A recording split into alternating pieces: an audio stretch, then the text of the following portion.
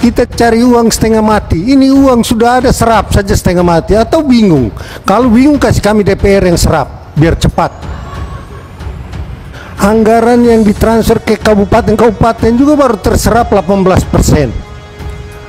Jadi uangnya disimpan di bank. Ini kita mau jadi rentenir atau mau jadi apa ini? Rakyat ini kan lagi susah. Pak Presiden, Menteri Keuangan, kucurkan sebanyak mungkin uang itu supaya bisa berputar di dalam masyarakat. Kalau kita mau simpan uang, simpan saja di bank, tidak usah kerja, tidur makan bunga. Tidak bisa ini. Rakyat di desa-desa ini menderita. Sumber pendapatan ini sekarang yang lagi eksis ini hanya dari pemerintah, sumber keuangan. Kalau dari penghasilan masyarakat, rendah sekali. Kalau kualitas atau kemampuan manusianya berkurang, tuli terus, kita ngomong tuli terus, ya mati kita. Biar kucur dana sebesar apapun, percuma. Ini perlu ada sinergitas dan koordinasi antara pemerintah pusat dengan pemerintah daerah. Tadi saya dengar bahwa ada disiapkan insentif, reward dan punishment itu. Tapi itu betul ke tidak? Ini yang dikhawatirkan ini hanya teori saja. Nanti sebentar orang sudah kerja yang dananya habis, tidak tersedia lagi. Ini kejadian. Ya, kita sabar saja, semoga Tuhan menolong kita. Terima kasih sudah klik video ini. Jangan lupa tekan tombol subscribe untuk bergabung. Dalam hitungan saya persilahkan kalian untuk tekan tombol subscribe. 10, 3, 2, 1. Saya ucapkan selamat bergabung dalam channel ini. Assalamualaikum warahmatullahi wabarakatuh. Salam, salve, salam sejahtera untuk kita semua di hari yang berbahagia ini. Saya masih bisa berada di sini untuk menyampaikan aspirasi dari rakyat, khususnya rakyat NTT, umumnya Indonesia. Jadi topik pembicaraan dari fraksi PKB ini yang kami sudah susun secara mantap dan bagus sekali ini, paling pertama itu realisasi anggarannya. Kenapa serap saja kok susah sekali ini? Kita cari uang setengah mati. Ini uang sudah ada, serap saja setengah mati. Atau bingung? Kalau bingung kasih kami DPR yang serap, biar cepat. Ini realisasi anggarannya ini masih terlalu di bawah. Begini Bu, memang kejadian ini merata seluruh Indonesia. Anggaran yang ditransfer ke kabupaten-kabupaten juga baru terserap 18%. Jadi uangnya disimpan di bank. Ini kita mau jadi rentenir atau mau jadi apa ini? Rakyat ini kan lagi susah. Pak Presiden, Menteri Keuangan, kucurkan sebanyak mungkin uang itu supaya bisa berputar di dalam masyarakat. Kalau kita mau simpan uang, simpan saja di bank, tidak usah kerja, tidur makan bunga. Tidak bisa ini.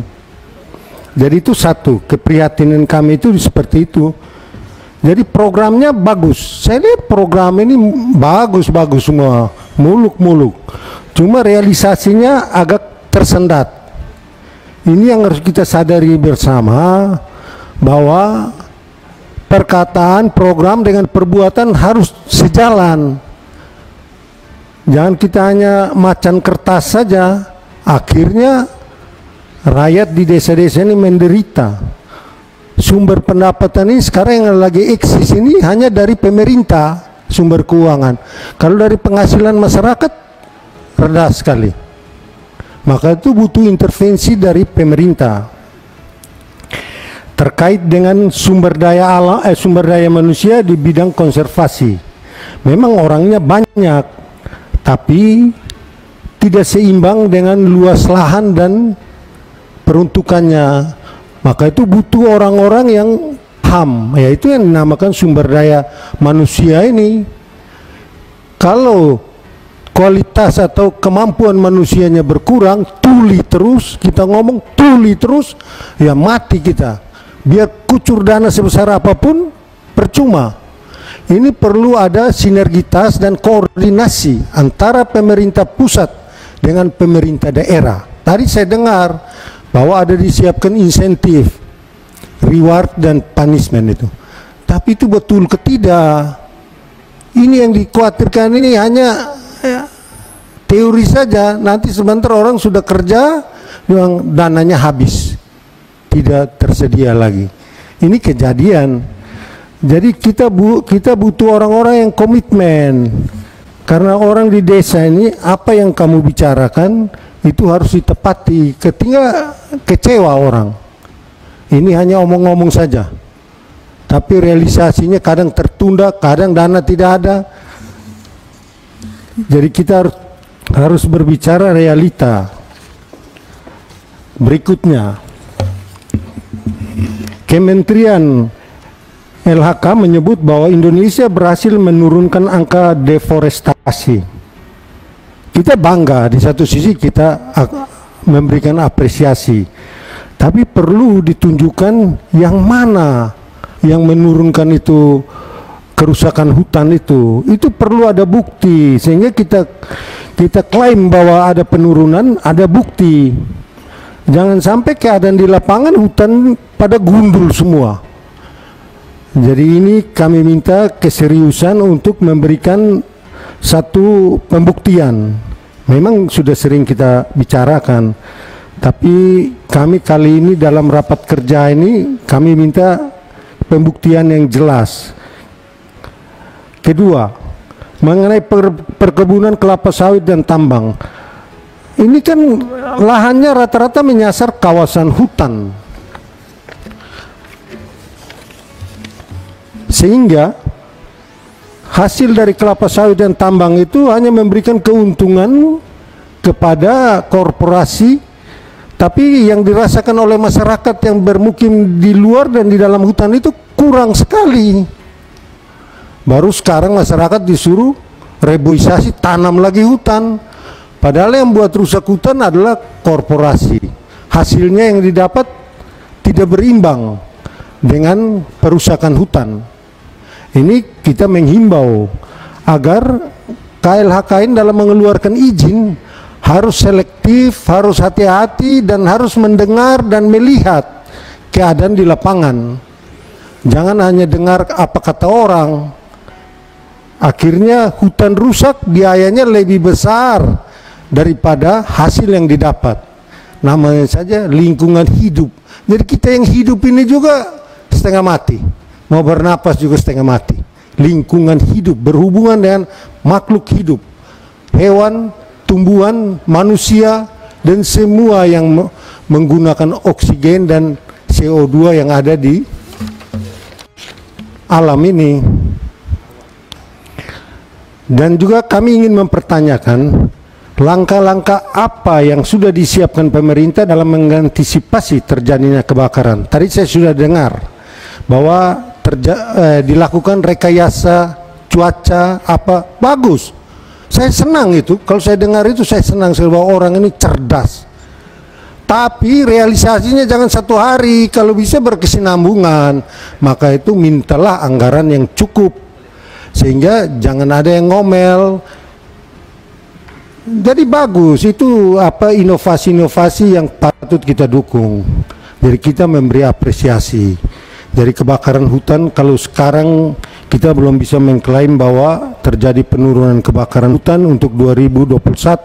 Kalau 2020 kurang ya mungkin, tapi kalau 2021 ini kan belum memasuki musim kemarau yang ganas, yang ekstrim. Maka itu persiapannya secara baik, sehingga ke depan kita bukan masyarakat saja yang mengomel, orang luar negeri juga mengomel karena kirim asap ke sana. Jadi kita juga harus hati-hati. Mengenai restorasi gambut dan mangrove, ini kan anggarannya cukup besar.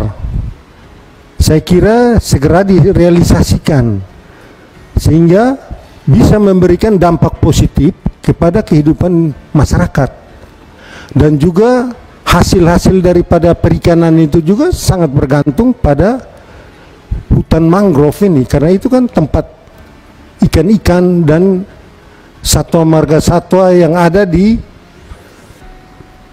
pesisir baik di darat maupun di laut.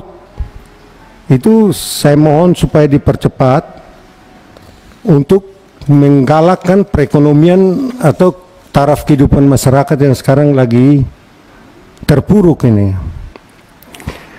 Berikut lagi, berdasarkan data yang disampaikan KLHK, ekspor hasil hutan rata-rata naik. Apa dampaknya yang di dalam kawasan hutan? Dampak daripada ekspor ini, jangan sampai dia ekspor kayu dia kasih gundul semua hutan. Naik boleh naik, tapi harus yang maksudnya berwawasan lingkungan, lestarikan lingkungan. Kalau tebang di hutan produksi ya tidak apa, tapi biasanya manusia ini dapat enak, dia babat sampai hutan lindung juga dia babat nanti. Maka itu perlu memperbanyak polisi-polisi hutan.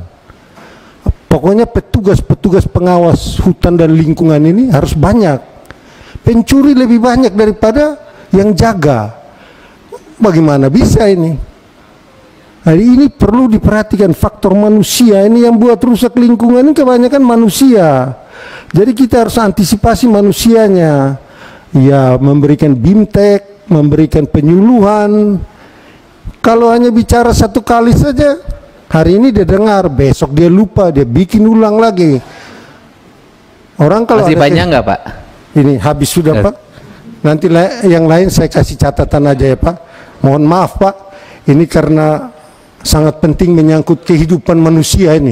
Jadi baik sudah Pak, saya terakhir ini aja terkait sampah. Mengenai sampah rumah tangga yang belum tertangani ini, saya kira mungkin ada memperbanyak misalnya kendaraan roda 3 atau apa untuk mengangkut sampah-sampah itu ke tempat penropan terakhir itu untuk dimusnahkan atau diolah jadi apa begitu. Saya melihat bahwa alat atau sarana untuk memobilisasi sampah itu masih kurang. Kita di kota kecil saja 1 minggu baru datang kumpul sampah, iuran jalan terus. Jadi ini kendala manusia ini yang aduh, mau bagaimana ini Bu? Ini kita sabar saja, semoga Tuhan menolong kita. Jadi untuk saya kira hanya sampai di sini saja. Kami dari fraksi Partai Kebangkitan Bangsa tetap mendukung dan memberikan apresiasi kepada Kementerian Lingkungan Hidup dan Kehutanan, walaupun bagaimana kita tetap mitra yang baik dan mitra sejati. Terima kasih banyak. Selamat siang. Selamat siang. Terima kasih Pak Edward. Logatnya sangat luar biasa dan itulah ciri khas Indonesia.